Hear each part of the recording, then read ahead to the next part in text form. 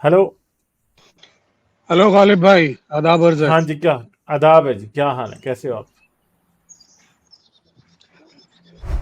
Hello. जी, बेहतरीन। अच्छा, क्या आपसे बात कभी है? कभी मेरी बात हो जाती है 2-3 महीने में। जी जी। आज हाजी भाई मौजूद हैं, इनसे कभी बात नहीं हुई थी। हम्म। आपको भी बहुत बहुत आदाब। थैंक यू सर, आपको भी आदाब। जी हाजी भाई, आपसे एक सवाल है। जी वो ये कि मैं अक्सर ये ज़ॉम्बीज़ के चैनल पर आता जाता रहता हूँ। तो वहाँ पर जभी भी उनके पास कोई मुश्किल सवाल है, अपना कोई इस्लाम का कोई मसला एक्सप्लेन करना पड़े किसी को, तो उनके पास मुख्तलिफ मिसालें तो होती हैं, लेकिन वो हर बार जो है उनकी मिसाल कत्ल और रेप से आगे नहीं, मतलब उन्हें कोई और जुर्म या क्राइम नहीं मिलता कि उसके ज़रिए वो एक्सप्लेन कर सकें कि ये गलत है, अगर आपने कत्ल किया तो ऐसा सोचा होगा, आपने रेप किया तो उसकी सज़ा ये होगी। दिमाग का थोड़ा दही बन जाता है सोचते हुए कि यार, आप इतने हेनस क्राइम के अलावा कोई और क्राइम की मिसाल नहीं दे सकते? चोरी भी जुर्म है, पॉकेट मारना भी जुर्म है, एक्सीडेंट करके किसी को मतलब वो कर देना वो भी जुर्म है। आप मतलब आप मिसाल ही क्यों शुरू करते हैं? दिमाग ये उलझन अगर आप थोड़ी सी सुलझा दें मेरी, तो मेहरबानी होगी। और एक सब्सटेंशिया निग्रा के लिए एक बहुत छोटा सा सवाल है, पहले मैं पूछ चुका हूँ कि ये सब्सटेंशिया निग्रा अगर आप बता सकें कि मैंने आपसे पूछा था ये सवाल, आपने जवाब भी अच्छा दिया था, बस उसकी एक एक्सटेंशन रह गई थी। वो सवाल ये था कि जब भी ये एथिज्म वगैरह की बात करते हैं तो हाँ, बताते हैं कि वो एथियस्ट जो हैं मादर पिदर आज़ाद हैं।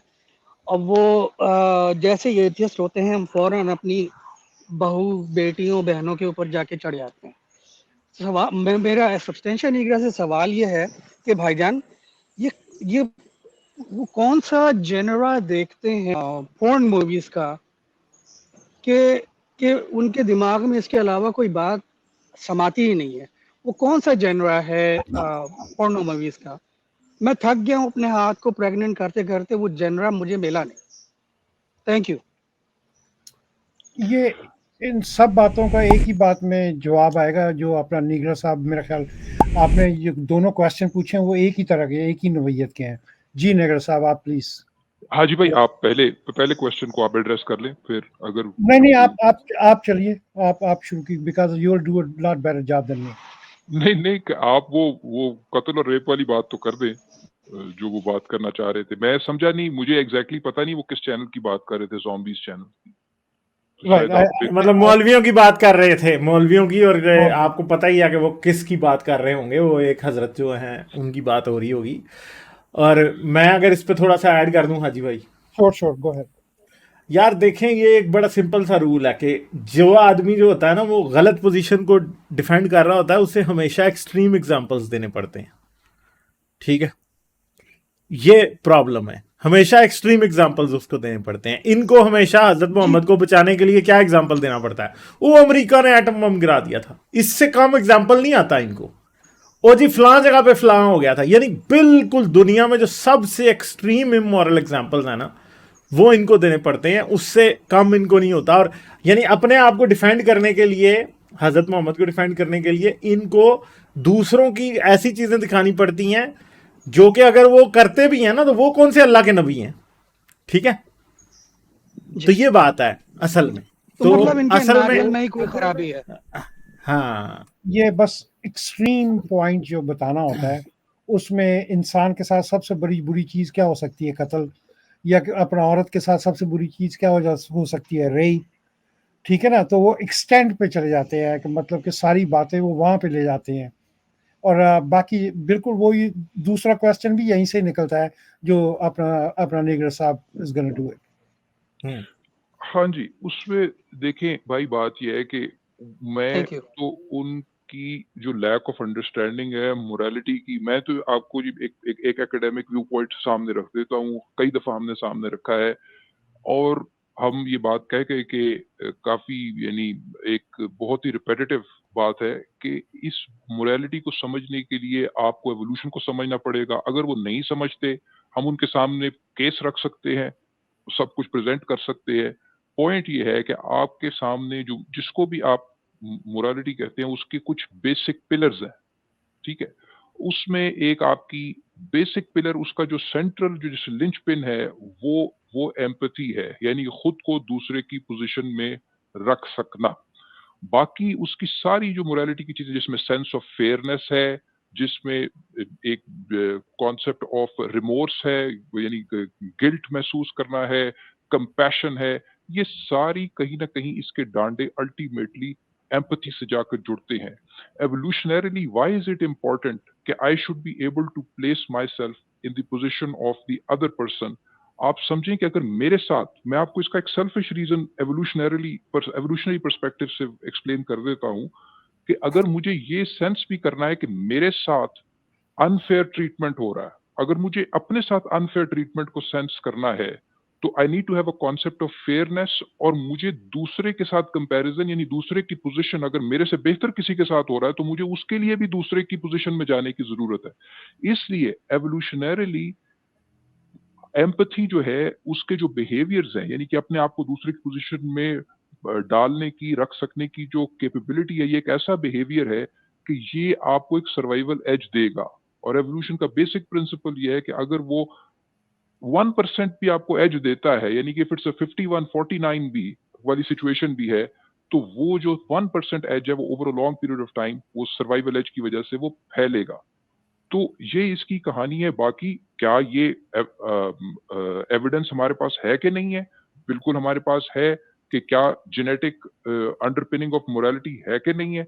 बिल्कुल हमारे पास है।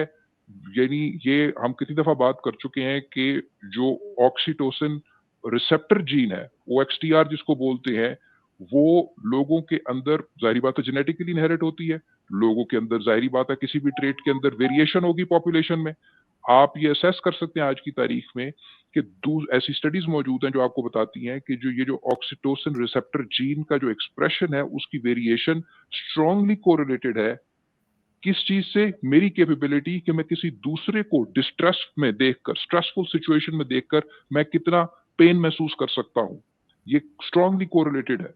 तो अगर कोई आपसे ये सवाल पूछे कि भाई आपने ये तो कह दिया कि मोरालिटी की बेसिस एवोल्यूशनरी है, तो आप हमें कोई जीन बताएं जिसके लिए रिस्पॉन्सिबल है, तो आप उसको OXTR रिसेप्टर जीन जो है वो करें। हम कभी उसकी स्टडी भी दिखा देंगे, मैं कभी स्क्रीन पे गालिब के साथ उसको गो थ्रू भी कर लेंगे। तो ये बात तो बिल्कुल साइड पे रख देनी चाहिए कि जी जो बेसिक इंग्रेडिएंट्स है मोरालिटी के, एम्पैथी जो कि कॉर्नरस्टोन है, वो आपका एवोल्यूशनरीली डिटरमिन्ड है। हाँ, उसके ऊपर आप सोसाइटी जो है आप उस बेसिक कॉर्नरस्टोन के ऊपर बिल्ड करता है और मोरालिटी इवॉल्व भी करती है। यानी वो चीजें जो कि, लेकिन बेसिक चीजें कि आपकी कैपेबिलिटी कि आप एम्पैथेटिक हैं, वो ही इस चीज को अल्टीमेटली डिटरमिन कर रही है। और ऐसे लोग मौजूद हैं जिनके अंदर ये कम कैपेबिलिटी होती है, उनको आप जितना मर्जी समझाएं, उनकी जितनी मर्जी ट्रेनिंग करें, वो अपने आप को दूसरे की पोजीशन में रख ही नहीं सकते। और इसमें उनका भी कोई कसूर नहीं है, इसके कुछ और रिपरकशंस है, क्योंकि वो जेनेटिकली उनके साथ, अगर हाँ विद जीन थेरेपी उनके साथ ट्रीटमेंट हो सकता है, वो तो एक फ्यूचर की बात है। तो मैं तो इतनी बहस करूंगा। बाकी उनका ये व्यू पॉइंट कि ये दरअसल ये सेल्फ डिफीटिंग है।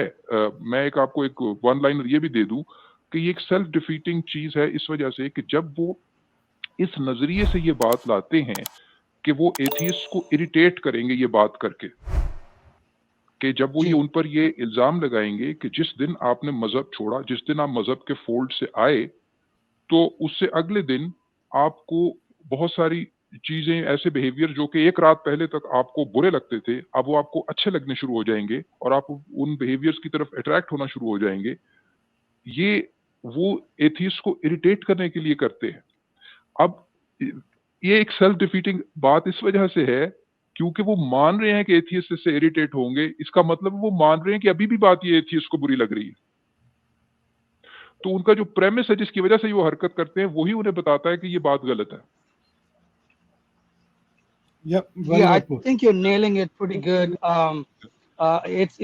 It does irritate me quite a bit. Yeah, why does it irritate you? Because आपकी नेचर में आपने इवॉल्व किया ना, तो ये आप इसी से आप अपनी आई एम नॉट सेइंग कि जी डोंट बी इरिटेटेड, आप की ये नेचर में वो चीज है, the fact that you are getting irritated actually proves their premise wrong. Absolutely. Correct और जी। ये क्वेश्चन जो अच्छा, थैंक यू सब्सटेंशन इकबा। वेलकम। चलें ठीक है, फिर जीके वे जीके फिर हम करेंगे आपसे बात, ठीक है? गालिब अब भाई हम end जाने से करते हैं। पहले वन लास्ट थिंग, हाँ जी। जाने से पहले वन लास्ट थिंग कि मैं आपको आज बताना चाहता हूँ कि मैं आपको 2019 से सुन रहा हूँ, कभी कभी आता हूँ 2-3 महीने में, नाम मेरे अक्सर बदल जाते हैं। वो तो अब मुझे गूगल ने भी पाबंद कर दिया कि 15 दिन से पहले नाम नहीं चेंज कर सकते। एनीवेज अच्छा। मैं 2015 में पाकिस्तान में ही था, वहाँ रह रहा था जब आप शाहिद मसूद आपके बहुत पीछे पड़े हुए थे टीवी पर और वगैरह वगैरह सोशल मीडिया पर। तो वो वक्त मुझे अच्छी तरह से याद है। शायद कि आपसे मेरी गायबाना वाकफियत जो है वहां से ही शुरू हुई थी। So thank you for all the good times. और ये मकबूल जान और आमिर, डॉक्टर आमिर लियाकत की बात शायद हाँ, आप कर आमिर रहे हैं। लियाकत नहीं हाँ। शाहिद मसूद भी वो भैंसे वाले गिरोह के पीछे पड़ा हुआ था और फ्री हाँ, हाँ, थिंकर्स हाँ। की बातें करता था वगैरह। वो कुछ मुझे उसका 2017 की भी बात है, 2015 की 17 बात की नहीं है, वो 2017 की बात है, 17 की बात जनवरी है। अवाइल 2017 की बात है। डॉक्टर आमिर लियाकत हुसैन और या मकबूल जान जी और जी उनके हमनवा वगैरह जो थे वो थे। शाहिद मसूद का मैंने अभी तक सुना नहीं है, तो अगर उसने ऐसा किया तो वो भी हाँ। भुगत लेगा। जिसने हमारे साथ बुरा किया है उसके साथ अभी तक कुछ अच्छा हुआ नहीं है। अल्लाह मियां आपने ने उसके रिसेंटली साथ बुरा किया है। नहीं जी, ब्लागर की बददुआ बड़ी दूर तक हाँ। जाती है शाह जी। लाइक, शेयर और सब्सक्राइब करना मत भूलें। इसके साथ साथ आप मेरे चैनल को पेट्रियन पर सपोर्ट कर सकते हैं। पेट्रियन का लिंक वीडियो की डिस्क्रिप्शन में है।